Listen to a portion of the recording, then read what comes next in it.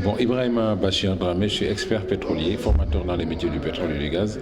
et je suis directeur de la communication et des relations publiques de Petrosen. Alors, le panel qui nous a réunis tout à l'heure était relatif au contenu local. C'est que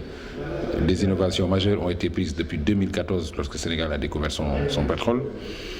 et son gaz, parce que le Sénégal va être un pays plus gazier que pétrolier, ça aussi il faut le savoir.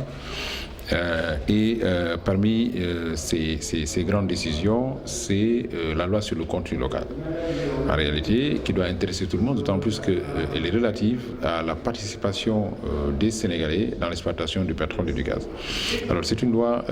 qui a été déjà votée à l'Assemblée nationale et qui est déjà sur la table du président de la République et qui attend les décrets d'application. D'ailleurs, une concertation est en cours pour recueillir les différentes contributions qui vont enrichir donc ces décrets d'application. Ce qu'il faut retenir de manière essentielle, c'est que cette loi tourne autour de principes directeurs bien définis, autour des objectifs, mais surtout autour de procédures de mise en œuvre. C'est le plus essentiel. Il faut comprendre qu'il va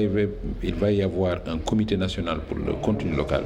qui sera chargé de la mise en œuvre du suivi de ce contenu local-là pour que le Sénégal puisse en tirer le plus grand bénéfice. Donc je pense que c'est ce qui a eu trait à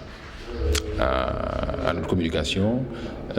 Préalablement, vous avez vu vous-même, nous avons essayé de définir aussi, de faire un peu d'histoire, de voyager à travers le temps, de parler du premier forage pétrolier de 1859 avec le colonel William Drogue qui n'était pas un réellement,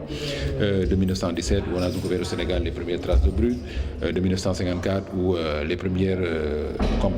compagnie française de pétrole s'est installée qui est devenue Total après, de 1961 où on a commencé à construire la SAR pour l'inaugurer en 1964-65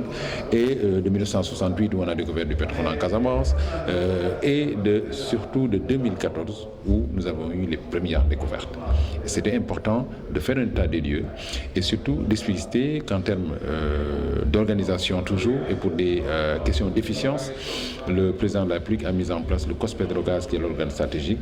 a fait adhérer le Sénégal à l'initiative, ce qui est extrêmement important parce qu'il garantit la bonne gouvernance et la transparence dans toutes ces transactions-là dans l'industrie pétrolière. C'est là d'ailleurs où tous les contrats, vous pouvez les voir, ils sont publiés dans les signes de l'UTE. Mais l'INPG, l'Institut national pour la formation des jeunes au métier du pétrole et du gaz, et bien d'autres rencontres majeures, Diamniadio 1 pour justement la répartition des revenus issus du brut, mais Diamniadio 2 pour la loi sur le contenu local. Je pense que nous avons fini ainsi de faire le tour de l'histoire du pétrole au Sénégal, et l'histoire suit en cours parce qu'en 2023 on aura les premiers barils